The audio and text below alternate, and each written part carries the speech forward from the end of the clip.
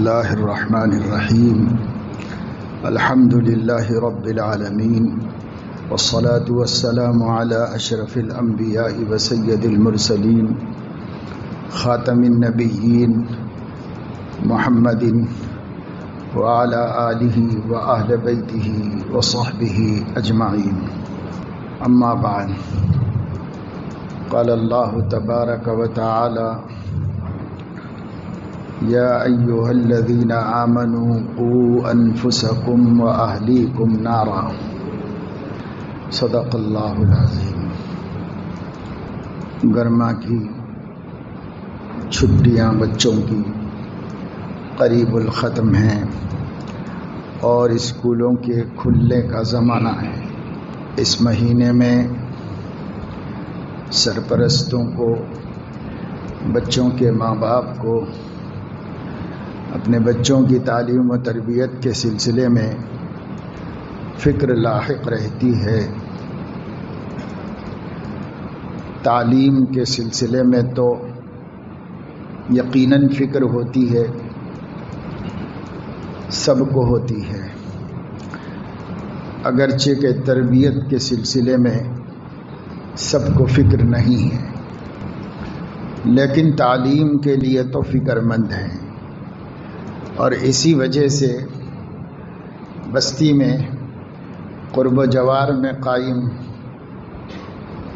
بہت سے اسکولوں کو وزٹ کرتے ہیں، جا کر دیکھتے ہیں، تفصیلات معلوم کرتے ہیں، اطمینان حاصل کرنے کی کوشش کرتے ہیں، اور جہاں ان کو اطمینان ہو جاتا ہے وہاں اپنے لخت جگر کو تعلیم کے خاطر چھوڑ دینے کے واسطے تیار ہو جاتے ہیں اور انہیں شریک کرا دیتے ہیں. کیا دیکھتے ہیں تو عام طور سے سہولتیں دیکھی جاتی ہیں. پڑھے لکھے ماں باپ ہیں تو اسکول چلانے والوں کی لیاقت، استعداد، قابلیت، پڑھانے والوں کی قابلیت، اس کا اندازہ کر لیتے ہیں. پڑھے لکھے نہیں ہوتے تو انفراسٹرکچر کو دیکھتے ہیں، ظاہری حالات اچھے ہیں تو سمجھتے ہیں کہ اچھا اسکول ہے، اور اگر ظاہری حالات خستہ ہیں تو سمجھتے ہیں کہ یہ کوئی اچھا اسکول نہیں ہے. جہلا کا سوچنا یہاں تک ہے، اور پڑھے لکھوں کا سوچنا قابلیت اور استعداد تک ہے کہ اچھے ٹیچر ہوں، اچھا اسٹاف ہو اور اچھا انتظام ہو. وہ اس کو غور کرتے ہیں اور دیکھتے ہیں. اس سلسلے میں یہاں تک بھی باتیں سامنے آتی ہیں کہ بہت سے نادان ماں باپ کو صرف اتنا ہی دیکھنا آتا ہے کہ کہاں بلڈنگ بہت عمدہ ہے اور فیس زیادہ ہے، تو جو بلڈنگ شاندار ہو اور فیس زیادہ ہو تو وہ سمجھتے ہیں کہ یہ بہت اچھا اور اسٹینڈرڈ اسکول ہے. جیسے آج کل دواخانوں کا معاملہ ہے، جتنی شاندار عمارتیں اور جتنا کر و فر ہوگا، ایک طبقہ سمجھتا ہے کہ بس یہاں بہت اچھا علاج معالجہ ہوتا ہے اور یہاں بہت قابل لوگ ہیں، چاہے بستی کے کسی دواخانے میں اس سے زیادہ قابل معالج کیوں نہ ہوں. لیکن ذہن بن گئے ہیں اس قسم کے کہ ظاہری طور پر جہاں ٹیپ ٹاپ ہے اسے بڑا اور اہم اور قابل مرکز سمجھتے ہیں. ہاسپٹلس میں ایسا تصور ہے، اسکولوں میں بھی ایسا ہی تصور ہے. ہاں، کچھ تعلیم یافتہ طبقہ ہے جس کو اس کا شعور ہے کہ تعلیم مقصد ہے، تو تعلیم والا ماحول ہے کہ نہیں ہے، اچھا پڑھانے والے ہیں کہ نہیں ہیں، اس پر وہ غور کرتے ہیں، نظر کرتے ہیں. وہ کرنا بھی چاہیے. اپنے بچوں کو عصری تعلیم سے وابستہ کرنا اور بچوں کو تعلیمی اعتبار سے لائق اور قابل بنانا، یہ ہر ماں باپ کی ذمہ داری ہے. والدین کے فرائض میں داخل ہے، اور اس دور کا خصوصیت کے ساتھ یہ تقاضا ہے کہ مسلمان اپنے بچوں کو تعلیم یافتہ بنائیں، مختلف میدانوں میں ان کو آگے بڑھائیں، انہیں میڈیسن میں، انجینئرنگ میں، سائنس میں اور ٹیکنالوجی میں اور ایجوکیشن میں، ہر شعبے میں اپنے بچوں کو لائق اور قابل بنانے کی فکر کریں، اور اس سلسلے میں جو کچھ ان سے بن پڑتا ہے وہ فریضہ باپ ہونے اور ماں ہونے کا سمجھ کر ادا کریں۔ یہ ایک سمجھداری کی بات ہے، اور ملت اسلامیہ کو سمجھداری کا ثبوت دینا چاہیے۔ لیکن عام طور سے مسلمانوں کے ہاں شروع میں تو بچوں کو اسکول میں شریک کرنے، انہیں پڑھانے کے ایک احساس جاگتا ہے اور ایک فکر نظر آتی ہے، لیکن تھوڑے بڑے ہونے کے بعد، چند جماعتوں تک پہنچنے کے بعد، ماں باپ کو اولاد کی تعلیم کی وہ فکر نہیں رہتی جو شروع میں ہوتی ہے۔ اس کا نتیجہ یہ ہوتا ہے کہ مسلمانوں کے بچوں کی اکثریت درمیان سے ترک تعلیم کرتی ہے اور پڑھائی چھوڑتی چلی جاتی ہے۔ اس کی وجہ یہی ہے کہ والدین کو پڑھائی کی اہمیت کا اندازہ نہیں۔ ماں باپ نے ایک شروع میں ایک فیشن کے طور پر، ایک رسم کے طور پر، ایک زمانے کے تقاضے کے طور پر، یا یوں کہیے دیکھا دیکھی محلے اور خاندان والوں کے، اپنے بچے کو بھی شریک کر دیا، لیکن احساس نہیں ہے کہ علم کس دولت کا نام ہے، پڑھنا لکھنا کتنی اہم چیز ہے، عزت کا اور تعلیم کا کیا تعلق ہے، کیسے پڑھا لکھا باعزت زندگی گزارتا ہے اور کیسے ان پڑھ ذلیل و خوار ہو کر دنیا میں جیتا ہے۔ پیسہ عزت نہیں دلاتا، شہرہ عزت نہیں دلاتا، جائیدادیں اور جاگیروں سے عزت نہیں ملتی۔ ایک غریب آدمی ہے پر پڑھا لکھا ہے تو وہ خوددار زندگی گزار سکتا ہے، ایک دولت مند ہے لیکن ان پڑھ ہے تو وہ عزت والی زندگی نہیں گزار سکتا۔ ماں باپ کو اس کا احساس ہونا چاہیے کہ علم ہے کیا چیز، ایجوکیشن کی قدر کیا ہے، اس کی ویلیو کیا ہے، اس سے واقف ہونا چاہیے۔ جو لوگ تعلیم کی ویلیو نہیں جانتے، جو لوگ تعلیم کی قدر و قیمت نہیں جانتے، وہ اپنے بچوں کو تعلیم یافتہ نہیں بنا پاتے۔ عام طور سے مسلم امہ کی صورتحال یہ ہے کہ یا تو بچے ترک تعلیم کرتے ہیں تو بچوں کی ضد پر خود سپردگی کر دی جاتی ہے اور چھوڑ دیتے ہیں ان کو اس حال پر، یا پھر بہت سے بچے ایسے ہیں جن کو خود علم کی قدر سمجھ میں آ گئی ہے، تو ماں باپ کو تو احساس نہیں ہے لیکن بچے محنت کر کے قابل بن رہے ہیں، وہ آگے بڑھ رہے ہیں اور وہ علم حاصل کر رہے ہیں، اگرچہ کہ والدین کو اس کی کوئی قدر و قیمت نہیں، پر بچے کے سمجھ میں آ گیا ہے کہ پڑھنا لکھنا چاہیے، مجھے آگے بڑھنا چاہیے، قابل بننا چاہیے، اللہ نے سمجھا دیا ہے تو خود بچے سمجھ کر پڑھ رہے ہیں، آگے بڑھ رہے ہیں۔ سماج کی یہ سب سے بڑی کمزوری اور سماج کی یہ سب سے بڑی مصیبت ہے کہ انہیں علم کی قدر نہیں۔ علم جیسی چیز جو مسلمانوں کا سرمایہ ہے، مسلمانوں کا ورثہ ہے، مسلمان اس سے دور ہو گئے۔ ایک دور تھا جب حیدرآباد ایک مسلم حکمران کے تحت تھا، مسلم اسٹیٹ تھا، تو ہندوستان کی تمام ریاستوں سے زیادہ تعلیم کا چرچا اور اس کا شور نظام اسٹیٹ میں تھا، حیدرآباد کی حکومت میں تھا۔ بڑے بڑے قابل لوگوں کی یہاں قدر کی گئی، پذیرائی کی گئی، بڑے بڑے قابل لوگ پورے ملک سے ڈھونڈ کر یہاں کی تعلیم گاہوں میں لائے گئے اور ان کے ذریعے سے لوگوں نے استفادہ کیا۔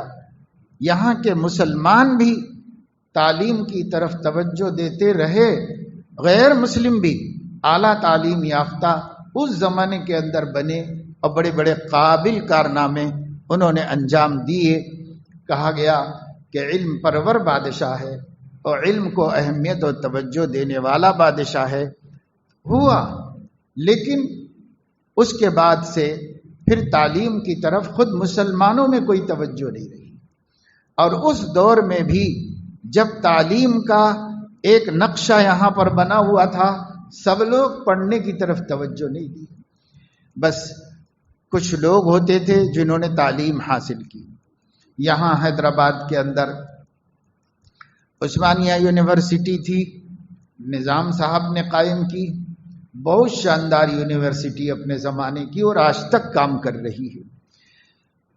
پورے علاقے سے لوگوں نے آ کر وہاں تعلیم حاصل کی، لیکن خود شہر حیدرآباد میں مدارس کی تعداد قوم کی ضرورت کے بقدر بھی نہیں تھی۔ اس وجہ سے بہت سے لوگ اس دور میں بھی نہیں پڑھتے تھے، اور اس کا نتیجہ یہ ہوا کہ مسلمانوں میں تعلیم یافتہ طبقے کی مقدار کل بھی کم تھی اور آج بھی کم ہے۔ ہم لوگوں کو چاہیے کہ ہم اس جانب توجہ کریں، مسلمان اپنے بچوں کو تعلیم یافتہ بنانے کی فکر کریں، اچھی جگہ پڑھائیں، سوچ سمجھ کر پڑھائیں، اور مسلسل پڑھانے کے ارادے کے ساتھ تعلیم سے وابستہ کریں۔ دینی علم جس زمانے میں مسلمانوں کا پسندیدہ مشغلہ تھا، اس زمانے میں مائیں اپنی لخت جگر کو، اپنے بچوں کو اتنی محنت کر کے، اتنی قربانیاں دے کر پڑھائی ہیں کہ ان کی جان جوخم میں چلے جانے کے خطرے کو بھی انہوں نے گوارا کر لیا ہے۔ آپ نے ایک نام بہت سنا ہوگا، سیدنا شیخ عبد القادر جیلانی رحمہ اللہ کا۔ یہ ایسا بدترین دور ہے جس سے ہم گزر رہے ہیں، مسلمانوں کو، مسلمانوں کے نوجوانوں کو اپنے اسلاف کے نام بھی نہیں معلوم ہے، اور اپنے بزرگوں کے حالات بھی نہیں معلوم ہے، مذہب سے دلچسپی ہی نہیں ہے، دین اور دین کی تاریخ سے کوئی مناسبت ہی نہیں ہے۔ اس وجہ سے ہم اپنے ماضی کو نہیں جانتے، اپنے بزرگوں کو نہیں جانتے۔ شاید ایک دور وہ تھا جب بچہ بچہ یہ نام جانتا تھا، ہر گاؤں میں، ہر دیہات میں، ہر محلے میں، ہر شہر میں، ہر ملک میں سیدنا شیخ عبد القادر جیلانی رحمہ اللہ کا نام لیا جاتا تو سب جانتے تھے، کوئی ناواقف نہیں تھے۔ ایک دور ایسا بھی تھا، لیکن آج بڑی بڑی عمر کے لوگوں سے پوچھو تو وہ نہیں جانتے کہ کون ہے اور ان کے کیا حالات ہیں اور ہمارا ان سے کیا رشتہ ہے، کیا نسبت ہے، کچھ بھی نہیں معلوم۔ بلکہ اس دور میں کچھ ایسے لوگ بھی وجود میں آئے ہیں جو اپنے کو پکا سچا مسلمان کہتے ہیں، لیکن اپنی قوم کو اہل اللہ اور بزرگان دین سے متنفر کرتے ہیں، ان سے دور کرنے کی محنت کرتے ہیں، کیونکہ جب ان سے رشتہ کٹے گا تو روحانیت ختم ہو جائے گی مسلمانوں کے اندر۔ اور انہوں نے بیڑا اٹھایا ہوا ہے مسلمانوں کو نام کا مسلمان رکھنے کا، اور انہوں نے ایجنسی لی ہوئی ہے یورپ کے حکمرانوں کی مسلمانوں کو اپنے سلف سے دور کر دینے کے، گویا ایجنٹ بنے ہوئے ہیں، اور یہ کام مسلمان ہو کر بھی کر رہے ہیں بہت سے لوگ۔ سیدنا شیخ عبد القادر جیلانی رحمہ اللہ جب پڑھنے کے قابل ہوئے تو ان کی ماں نے ان کو اپنی بستی میں تعلیم دلائی۔ جب وہ تعلیم حاصل کر کے، ابتدائی تعلیم حاصل کر چکے، تو اعلیٰ تعلیم کے لیے اس دور میں مدارس نہیں ہوتے تھے، یونیورسٹیز نہیں ہوتی تھی، کالجز نہیں ہوتے تھے۔ اس دور میں تعلیم حاصل کرنے کے لیے جہاں کوئی عالم ہے وہاں جا کے سیکھنا پڑتا تھا، یہاں وہاں شہروں کی خاک چھاننے کے بعد علم آتا تھا۔ ان کی ماں نے ان کو علم حاصل کرنے کے لیے بغداد بھیجا۔ رہنے والے وہ گیلان کے تھے، جس کو اب ایران کہتے ہیں، وہاں کے ایک گاؤں کے رہنے والے تھے۔ ماں نے ان کو پڑھنے کے لیے بغداد بھیجا۔ بغداد اس زمانے میں علم کا مرکز تھا، بڑے بڑے علماء ہوتے تھے، بڑے بڑے مدرسے ہوتے تھے وہاں، تو پڑھنے کے لیے بھیجا۔ مشہور واقعہ ہے، پہلے کے لوگ تو سب جانتے ہیں، کیونکہ گھروں میں مائیں سناتی تھیں، بہنیں سناتی تھیں، بچوں کو ان سے واقف کراتی تھیں۔ ماں نے ان سے کہا تھا کہ بیٹا دیکھو، جاؤ پڑھو، لیکن ایک بات یاد رکھنا، جھوٹ کبھی نہ بولنا۔ جھوٹ بے برکتی ہے، جھوٹ نحوست ہے، جھوٹ سے آدمی اللہ سے بھی دور ہوتا ہے، ایمان سے بھی دور ہو جاتا ہے۔ اس لیے پیارے بیٹے، سفر میں کوئی تکلیف پیش آئے، کتنی مشقت پیش آئے، کبھی جھوٹ نہ بولا، ہمیشہ سچ بولا کرو۔ سچ والے نجات پاتے ہیں اور جھوٹ والے ہلاک ہوتے ہیں۔ نبی کی بات ہے، انہوں نے بچے کو سمجھایا، نصیحت کی، اور سفر میں کام آنے کے لیے کچھ تھوڑے سے پیسے ان کی بنیان میں سی دیے کپڑے۔ پہلے زمانے کا طریقہ تھا حفاظت کا، بغل میں ادھر کہیں دوسرا کپڑا لگا کر اس کو محفوظ کر دیتے تھے سی کر کے۔ راستے میں یہ قافلہ ڈاکوؤں کے حوالے ہو گیا اور ڈاکوؤں نے قافلے کو لوٹنا شروع کیا۔ پہلے لوگ 8 10 15 20 مل کر کہیں جاتے تھے، اکیلے جانا خطرے سے خالی نہیں تھا۔ اسی قافلے میں بچے کو انہوں نے شامل کر دیا تھا۔ اب ڈاکو نے ادھر جڑا سب کو لوٹ لیا۔ ایک بچہ بھی نظر آیا، اس بچے سے پوچھا کہ بیٹا تمہارے پاس بھی کچھ ہے؟ تو اس نے کہا کہ ہے۔ کیا ہے؟ 40 درہم ہے۔ کہاں ہیں؟ تمہارے ساتھ سامان ہی نہیں کچھ، کہاں ہیں؟ کہاں ہے؟ ہمارے بنیان میں ہے۔ اس نے دیکھا تو واقعی وہاں پر تھے۔ نے کہا تو کتنا نادان بچہ ہے، اگر تو نہ بتاتا تو پتہ نہ چلتا کسی کو، ہم ڈھونڈ بھی نہ پاتے، ایسی جگہ پر چھپے ہوئے تھے، آرام سے بچا کے نکال لے سکتا تھا۔ اس نے کہا کہ صحیح بات ہے، لیکن میری ماں نے چلتے وقت کہا کہ بیٹا جھوٹ نہ بولنا، جھوٹ سے اللہ ناراض ہو جاتا ہے، اس لیے میں جھوٹ نہیں بول سکتا تھا، میں سچ بات بتا دیا آپ۔ اب مال جاتا ہے تو جانے دو، لیکن جھوٹ تو نہیں بول رہا ہوں، میں سچ بول رہا ہوں، میری ماں کی وصیت ہے، میری ماں کی نصیحت ہے، اس لیے میں جھوٹ نہیں بول سکتا۔ تب اللہ پاک نے اس ڈاکو کے دل میں یہ بات ڈالی کہ ایک بچہ اپنی ماں کی نصیحت کی وجہ سے اپنے مال لٹوا سکتا ہے مگر جھوٹ نہیں بول سکتا، اور ہم اللہ کے بندے ہیں، اللہ رسول کے حکم کے باوجود لوگوں پر ظلم کر رہے، ان کا مال لوٹ رہے ہیں، ان کا سامان ناجائز ناحق قبضہ کر کے کھا رہے ہیں۔ اس بچے سے سبق حاصل کرنا چاہیے، ہم کس قدر شرمناک زندگی گزار رہے ہیں۔ اس کا اس کے دل میں احساس جاگا، اور یہ بچہ جس کی ماں نیک تھی اور جس کا باپ دنیا میں نہیں رہے تھے، اور یہ بچہ چھوٹی سی عمر کا تھا، دین کا علم حاصل کرنے کو جا رہا تھا، اس بچے کی سچائی نے وقت کے ڈاکوؤں کے سردار کو ہدایت نصیب کی اور اسے توفیق ہوئی کہ وہ توبہ کرے۔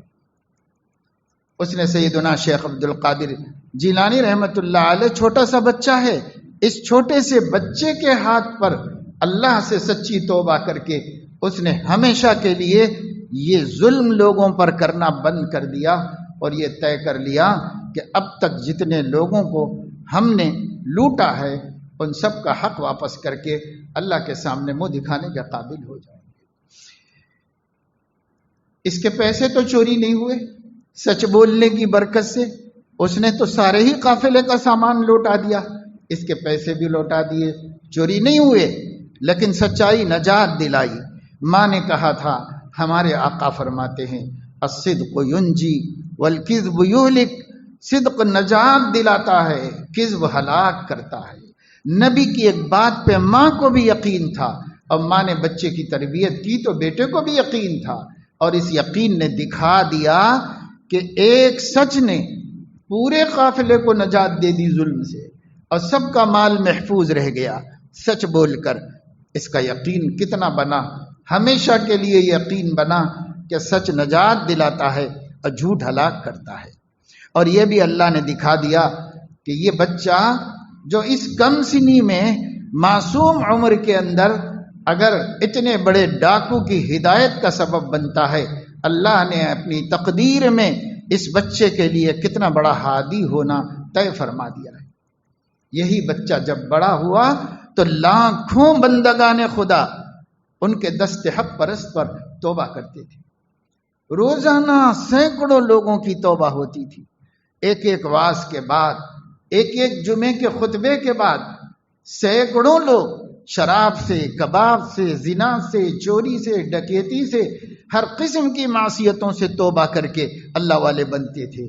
اللہ پاک نے یہ مقام دینا تھا، اس لیے شروع ہی سے اللہ رب العزت نے ان کو ایسا مقام دیا۔ ہندی میں ایک مثل مشہور ہے، ہونہار بروا کے چکنے چکنے پات۔ جو درخت بڑا ہونے والا ہوتا ہے وہ جب نیز زمین سے نکلتا ہے تب اس کے پتے سب خوبصورت ہوتے ہیں، صاف ستھرے ہوتے ہیں، کامل ہوتے ہیں، سکڑے ہوئے نہیں ہوتے، جلے ہوئے نہیں ہوتے، خراب نہیں ہوتے۔ یہ اس بات کا ثبوت دیتے ہیں کہ یہ بڑا درخت بننے والا ہے، پھلدار ہونے والا ہے، سایہ دار ہونے والا ہے، ہوا دینے والا ہے، راحت پہنچانے والا ہے۔ جو بچے بچپن کے اندر اللہ ان کو بڑا بنانے والا ہوتا ہے، شروع ہی سے ہونہار بناتا ہے، مگر یہ ذمہ داری والدین کی ہوتی ہے کہ وہ ان کو ہونہار بننے میں مددگار ثابت ہوں۔ آپ جو غذا کھلائیں گے، آپ جو پانی پلائیں گے، آپ جو کپڑے پہنائیں گے، آپ جس ماحول میں بچے کو رکھیں گے، آپ جو آوازیں سنوائیں گے بچے کو، آپ جو مناظر دکھلوائیں گے، یہ سب بچے کو بنانے والے ہیں۔ جو وہ دیکھتا ہے اس سے وہ بن رہا ہے، جو وہ سنتا ہے اس سے وہ بن رہا ہے، جو وہ کھا رہا ہے اس سے بن رہا ہے، جو پی رہا ہے اس سے بن رہا ہے، جو پہن رہا ہے اس سے بن رہا ہے۔ ماں باپ جو کھلا رہے ہیں، جو پلا رہے ہیں، جو پہنا رہے ہیں، جو سنا رہے ہیں، جو دکھا رہے ہیں، یہ سب بچہ بن رہا ہے یا بگڑ رہا ہے، بن رہا ہے یا بگڑ رہا ہے۔ لیکن آج امت مسلمہ کی عقلیں اتنی ماری گئی ہیں کہ ماں باپ کہتے ہیں ابھی تو بچہ ہے، ابھی تو بچہ ہے، ابھی تو بچہ ہے۔ جو بننے کا زمانہ ہے وہی بچہ بچہ کہہ کے بگاڑنے میں خراب کر دیتے ہیں۔ امام غزالی رحمۃ اللہ علیہ فلسفے کے بھی امام ہیں، دین کے بھی امام ہیں، فرماتے ہیں کہ بچہ 3-4 سال کے درمیان میں جو کچھ سماج سے لینا ہے لے لیتا ہے، اور جو کچھ خاندان سے سیکھنا ہے سیکھ لیتا ہے۔ اس کے بعد وہ عادتیں پکی ہوتی ہیں، وہ عادتیں اب اس میں نئی نہیں آتی، وہی پکی ہوتی رہتی ہیں، اسی کے ثمرات اور اسی کے پھل نکلتے رہتے ہیں۔ اگر کانٹے کا درخت بنا ہے اس کے اندر تو کانٹے نکلتے رہیں گے، اور اگر پھول کے درخت بنا ہے تو پھول نکلتے رہیں گے، کھلتے رہیں گے، اور وہ خوشبو دیتا رہے گا، اور وہ لوگوں کی آنکھیں ٹھنڈا کرتا رہے گا۔ خاردار درخت بنا ہے تو کانٹے نکلیں گے، ہر ایک کو چبھیں گے، ہر ایک کی بددعا لے گا، ہر ایک دور ہوگا، ہر ایک خفا و ناراض ہوگا۔ کب بن رہا ہے؟ شیر خارجی کے زمانے سے، دودھ پینے کے دور سے لے کر تربیت ہو رہی ہے، لیکن ہم اپنے بچوں کی اسلامی اور ایمانی تربیت، اخلاق بنانے، نبی کی محبت پیدا کرنے، اللہ کی معرفت پیدا کرنے کو اس زمانے میں ضرورت ہی نہیں سمجھی۔ اب پہلے لوگ اسی زمانے میں خیال کرتے تھے۔ اس ماں نے اپنے بچے کو بچپن سے سچ بولنے والا بنایا، اللہ سے ڈرنے والا بنایا، اللہ رب العزت نے اس کو یہ مقام عطا فرما دیا۔ یہ ایسے ہی تھوڑی مقام حاصل ہو جاتا ہے۔ حضرت نظام الدین اولیاء رحمہ اللہ ہندوستان کے اکابر اولیاء میں گزرے ہیں، بہت لوگوں کی ہدایت کا سبب بنے ہیں۔ تاریخ ان کو سلطان الاولیاء کے نام سے یاد کرتی ہے۔ بڑے بڑے بادشاہوں کو جن کے آگے جھکنا پڑا، اور جو کسی بادشاہ کے سامنے نہیں جھکے اللہ کے خاطر، یہ عظیم الشان عبقری شخصیت ہندوستان میں گزری ہے۔ سلطان جب اپنی ماں کا ذکر کرتے تھے مجلسوں میں دین کی، تو رو رو کر ان کے واقعات سناتے تھے کہ ماں نے میری تربیت کیسے کی۔ روتے تھے، آنسو گرتے رہتے تھے، اور لوگوں کو سناتے تھے یہ جو کچھ آج دیکھ رہے ہو سب ماں کی بدولت، میری ماں نے یہ سکھایا، یہ سکھایا، یہ سکھایا۔ ایک دن فرمانے لگے کہ ہمارے بچپن میں دلی کا ماحول یہ تھا کہ جب نیا چاند نظر آتا تو جو بڑے بڑے امیر کبیر لوگ ہوتے تھے وہ بادشاہ سے مل کر اس کو اگلے چاند کی مبارکباد دیتے تھے، اگلا مہینہ شروع ہوا مبارک۔ رسومات تھے اس دور کے۔ اور گھر کے لوگ اپنے گھر کے بزرگوں کو آ کر چاند دکھنے کی خبر دے کر مبارکبادی پیش کرتے تھے. ایک کلچر تھا اس زمانے کا. حضرت فرماتے ہیں کہ ایک دفعہ میں مغرب کی نماز پڑھ کے نکلا، لوگوں نے کہا چاند نظر آ گیا، چاند نظر آ گیا. سیدھے گھر میں آیا، چھوٹا سا تھا، بالغ بھی نہیں تھے، بچپنا تھا. اپنی ماں سے کہا کہ ماں نیا چاند مبارک ہو. بے ساختہ ان کی والدہ کی زبان سے نکلا، بیٹا اگلے مہینے کا چاند دیکھ کر کس کو مبارکباد. کہنے کی بات نہیں تھی مگر نکل گئی زبان سے. فرماتے ہیں میں نے فوراً محسوس کر لیا وہ کہنا کیا چاہ رہی. میں نے عرض کیا ماں ابا تو نہیں ہے اور آپ بھی چلے جائیں گی تو مجھے کس کے حوالے کر کے جائیں. کوئی ان کا اور نہیں تھا، اکلوتے بیٹے تھے. ماں نے کہا کہ بیٹا فکر مت کرو، جب وقت آئے گا میں بتا دوں گی، سب اللہ انتظام کریں گے. ایک دن تہجد کی نماز پڑھنے کے بعد اپنے بیٹے کو بلایا اسی مہینے میں اور ان سے پوچھا داہنا ہاتھ کہاں؟ داہنا ہاتھ دو بیٹا. سیدھا ہاتھ دیا، اپنے سیدھے ہاتھ میں لیا، آسمان کی طرف دیکھا اور کہا کہ اللہ پاک یہ میرا معصوم بچہ مجھ سے پوچھتا ہے کہ مجھے کس کے حوالے کر کے جاؤں. تو اللہ پاک آپ سے زیادہ کسی کو حوالے کرنے کے قابل کون ہے؟ آپ سے زیادہ امانت دار کون ہے؟ آپ سے زیادہ وعدہ پورا کرنے والا کون ہے؟ میں اپنے بیٹے کو آپ کے حوالے کر کے جا رہی. اور بیٹے سے کہا بیٹا فکر نہ کرنا، تم اللہ کے حوالے ہو اور اللہ ساری دنیا کا مالک ہے، تم کو کوئی نقصان نہیں پہنچنے والا. اسی وقت مصلی پہ لیٹی اور اسی وقت انتقال کر گئی. حضرت خواجہ فرمایا کرتے تھے اس دن کے بعد سے آج تک زندگی میں کبھی غیر خدا کا کبھی خیال نہیں آتا. میرا اللہ ہے بس. میری ماں مجھے اللہ کے حوالے کر کے گئی ہے اور اب اللہ ہی میرا سب کچھ ہے. ہمیشہ اللہ سے لو لگایا، ہمیشہ اللہ سے ضرورتیں پوری کروائیں.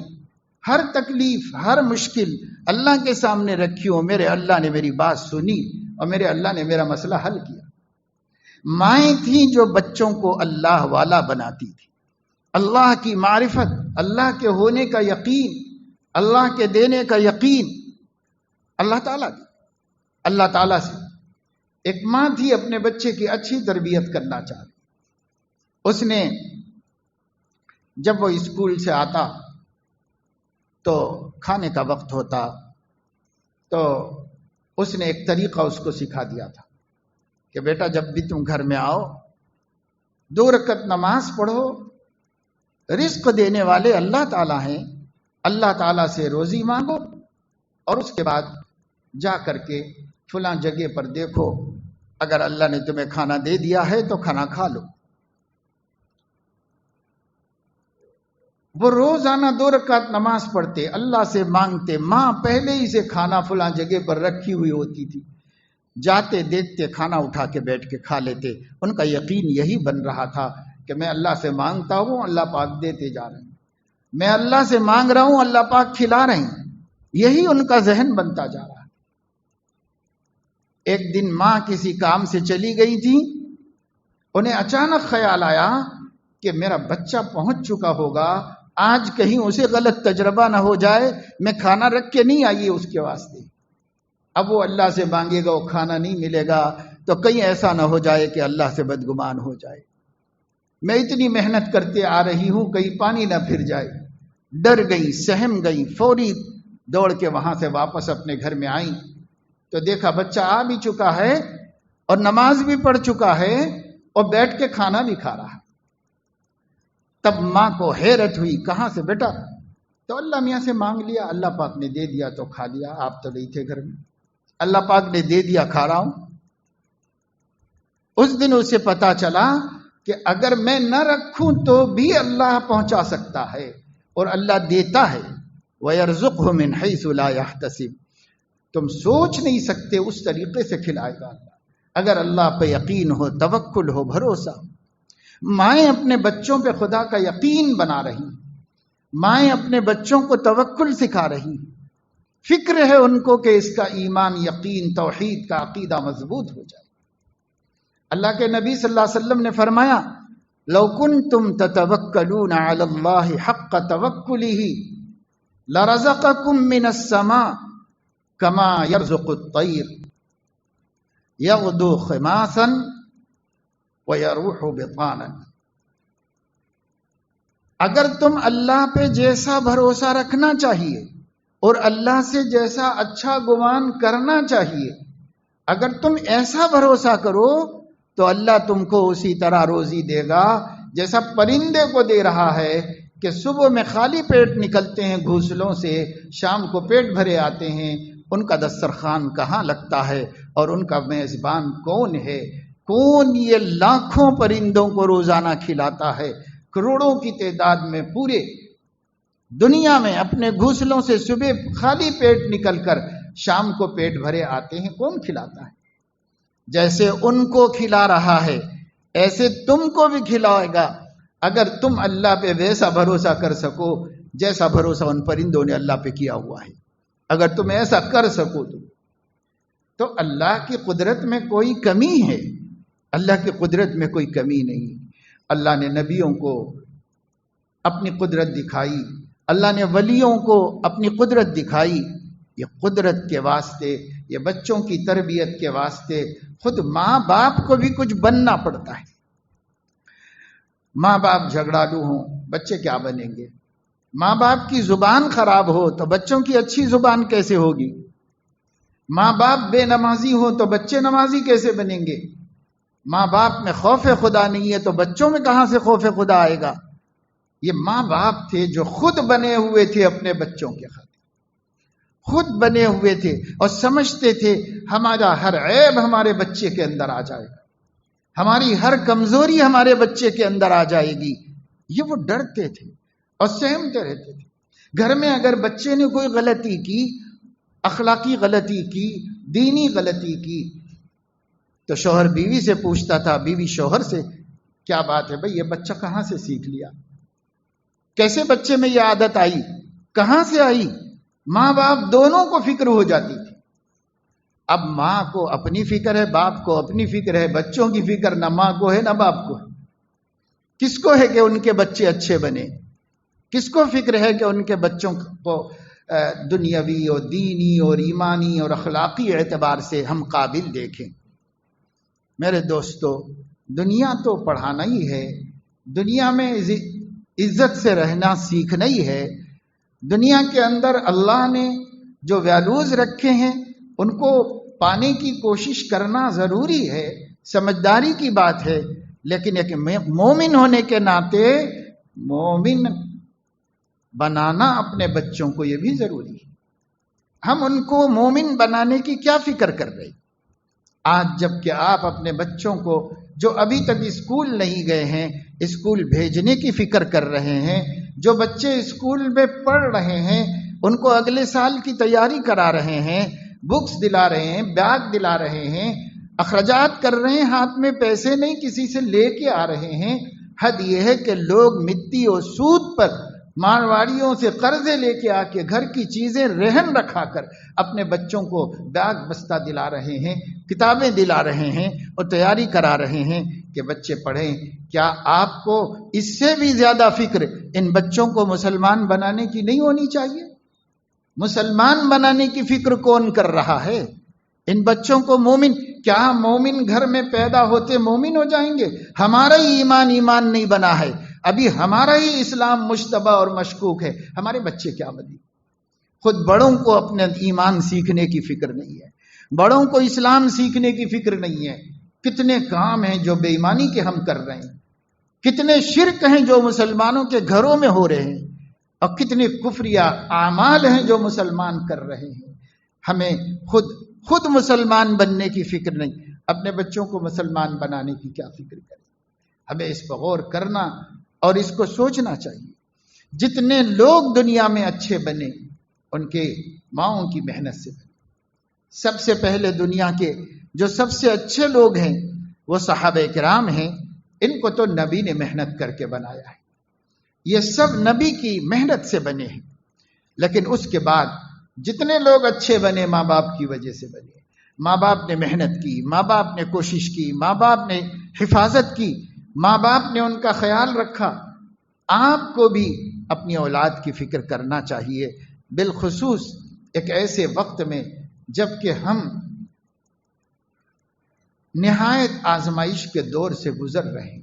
یہ مسلمانوں کے لیے ابتلا اور امتحان کا وہ خوفناک وقت ہے کہ ہمارے اس ملک کی تاریخ میں ہمیں اتنا خوفناک و خطرناک وقت ماضی میں دیکھنا نہیں پڑا، اس وقت دیکھنا پڑ رہا ہے۔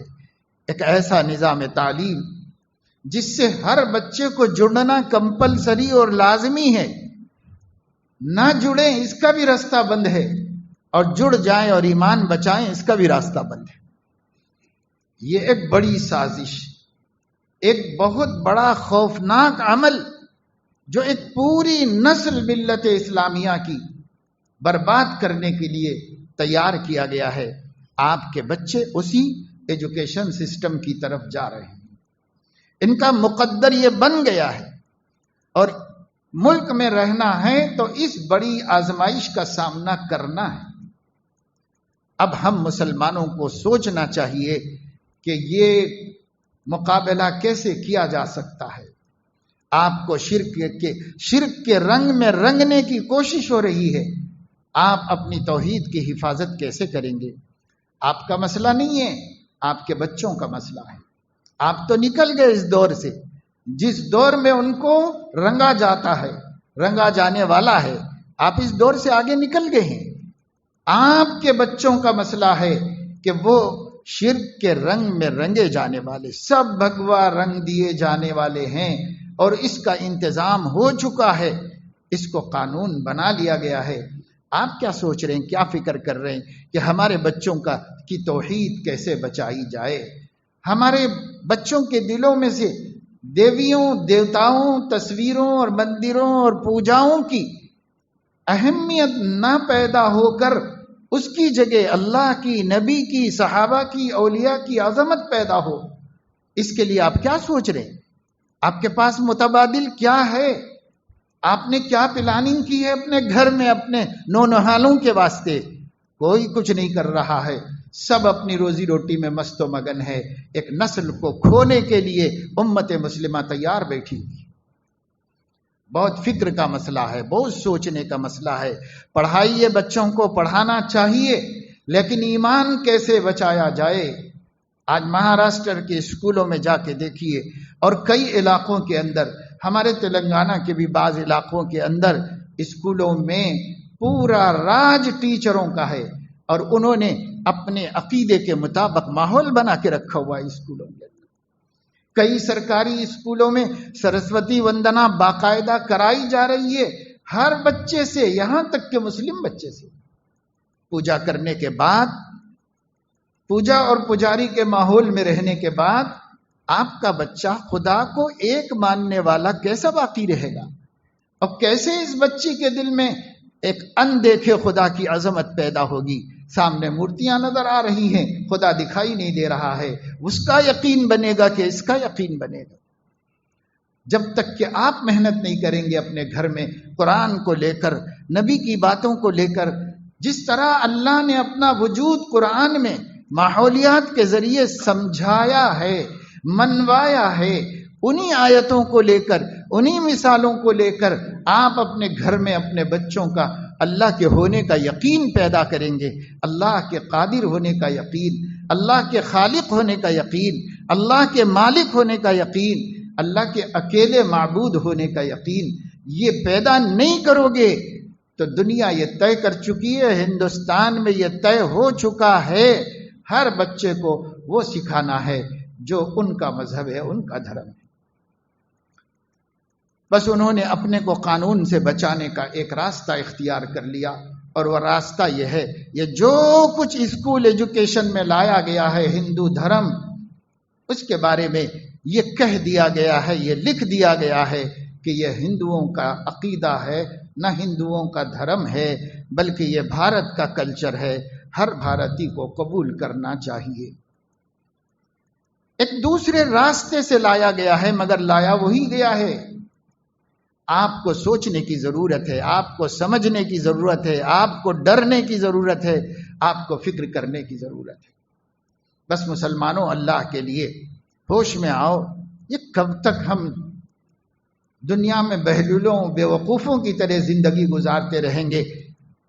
ایک پوری نسل خریدی جا رہی ہے، ماں کو احساس نہیں، 9 مہینے پیٹ میں رکھ کر کس مصیبت سے اس کو جنا ہے، اور پھر اس کو جن کر کس کے حوالے کر رہے ہیں؟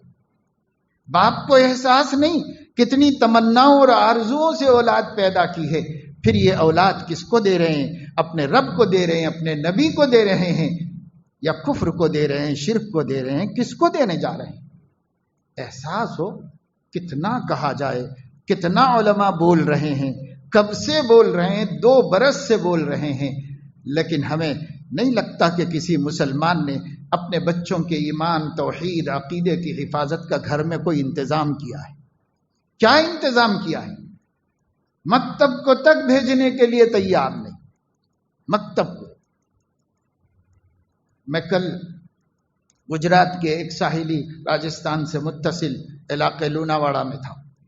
میں نے وہاں اس کی اہمیت بتائی کہ مکاتب قائم کرو اور ہر بچے کو مکتب میں بھیجو، ورنہ نئی تعلیمی پالیسی ان کے ایمان کو خراب کر دے گی۔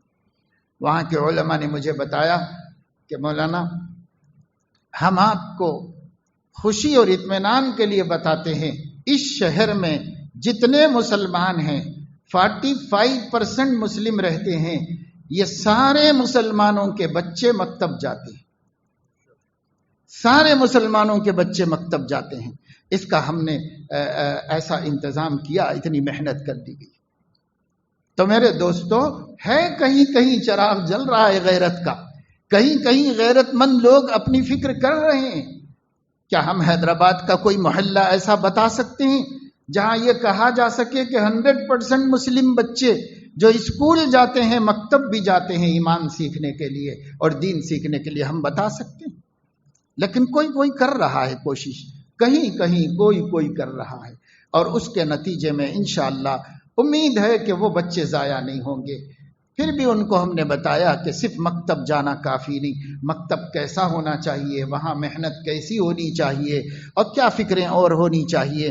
یہ باتیں ان کے سامنے کی گئیں، لیکن اس سے بڑی خوشی ہوئی کہ اتنا تو کسی نے کہا کہ اس گاؤں کا ہر بچہ مکتب جاتا ہے، ہر بچہ مکتب جاتا ہے۔ آپ کیا فکر کر رہے ہیں کہ آپ کے ہر بچہ مکتب جا رہا ہو؟ ابھی تھوڑا کہیں سمر کیمپ چلے تو بہت کم لوگوں نے اس میں بچوں کو بھیجا، تھوڑے بہت لوگ گئے، بچے پڑھے۔ آپ سوچ سکتے تھے کہ صاحب گرما کی تعطیلات ہیں، ان تعطیلات کے اندر نانی کے پاس جانا ہے، دادی کے پاس جانا ہے، ان کی شادی، ان کی شادی، ان کی تقریب، پکنک کے لیے جانا ہے، تفریح کے لیے جانا ہے۔ یہ سارے منصوبے چھٹیوں میں گرما کے آپ نے بنائے، لیکن کیا اس سال یہ نہیں سوچ سکتے تھے کہ آنے والا نیو ایجوکیشن سسٹم NEP سے اپنے بچوں کو بچانے کے لیے ہم اس سال گرما میں کوئی تقریب نہیں کریں گے، اپنے بچوں کو مکتب بھیج کر ایمان و یقین بنوائیں گے؟ اس کا بھی سوچ سکتے تھے، لیکن مسلمان کو کیا ڈر ہے کہ اس کا ایمان باقی رہتا ہے یا ختم ہو جاتا ہے؟ اس کا کیا ڈر ہے ہمارے دلوں میں؟ ایمان کی قیمت کیا ہے؟ ہمیں نہیں معلوم ایمان کی قیمت کیا ہے، اس وجہ سے ہم اس کے لیے قربانیاں نہیں دے سکتے، معمولی خواہش کی قربانی نہیں دے سکتے، پھر کیسے بچائیں گے ایمان کو؟ اللہ تعالی ہمیں سوچ نصیب فرمائے، صحیح فکر نصیب فرمائے، احساس نصیب فرمائے، یہ بے حسی کی اور سینوں میں پتھر رکھ کر جینے کے بجائے سینوں میں دل لے کر جینے کی توفیق عطا فرمائے۔ اللہ رب العزت ہمارے دلوں میں نرمی پیدا کرے، ہمارے دین، ہمارا ایمان، ہمارے اللہ، ہمارے رسول، ہمارا قرآن، اس سے بڑھ کر ہمارے دل میں کسی چیز کی عظمت نہ ہو، اور ہم اس کے لیے سب کچھ کھونے کے لیے تیار ہو جائیں۔ اللہ تعالیٰ اس کا احساس نصیب فرمائے۔ اور اس موقع پر جب کہ ہر ماں باپ اپنے بچوں کی اسکول ایجوکیشن کی فکر میں لگے ہوئے ہیں، اپنے بچوں کی ایمان و یقین کی فکریں بھی اللہ ان کو نصیب فرمائے۔ آمین وآخر دعوانا الحمدللہ۔